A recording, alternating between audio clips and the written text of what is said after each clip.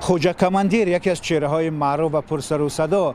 که یکی از کماندیران سابق فرانت خلقی تاجیکستان در روزهای نزدیک در شهر دبی بازداشت شد و مقامات انتظامی دبی او را بازداشت کردند و با مقامات وزارت کارهای داخلی تاجیکستان در تماس شده در جریان گذاشتند. امروز وزارت کارهای داخلی تاجیکستان این خبر را رسما به رادیو آزادی تصدیق نمود. از جمله عمرجان امامعلی سخنگوی وزارت کارهای داخلی تاجیکستان روز 14 آگوست در صحبت تلفنی به رادیو آزادی گفت که در حقیقت خوجا کماندیر با نام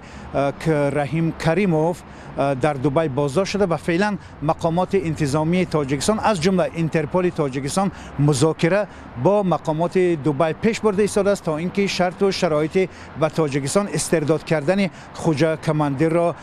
حل و فصل کنند. اما خوجا کماندیر در چه شرایط و کدام روز و با چی حالت بازداشت شده است هنوز مقامات تاجیکستان در رابطه با این مسئله اطلاع نمیدهند. خوجا کماندیر از سابق فرماندهان فرانت خلقی بود که در سالهای جنگ داخلی تاجیکستان در قزل قلعه در ولایت قرغانتپه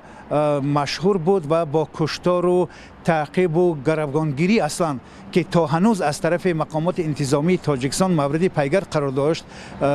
جستجو میشد. در سالهای 1994 و 95 تا 96 تقریبا 2 مرتبه برای از بین بردن خوجا کماندیر در جماعت قزل قلعه در محل سکونت اون سویقه صورت گرفت، ولی در هر دو نوبت وی جان به سلامت برد. در سال 1996 خوجا کماندیر که وکیل پارلمان بود در داخل پارلمان بازداشت شد، ولی پس از 1-2 روز اون باز آزاد شد و بعد از همون به مالایزیا فرار کرد و تا حال حاضر اون در مالایزیا و به شهرهای دیگر حرکت میکرد و زندگی میکرد و یعنی که در خارج تاجیکستان حضور داشت، اما از طرف اینترپل تاجیکستان مورد پیگرد قرار داشت. طبر مقامات تاجیکستان میگن و در کشتار 2 وکیل پارلمان سالهای پیشین سیارشا شایف و بابیشا شایف عیبدار دانسته می شود. همچنین و در کشتار نماینده دادگاه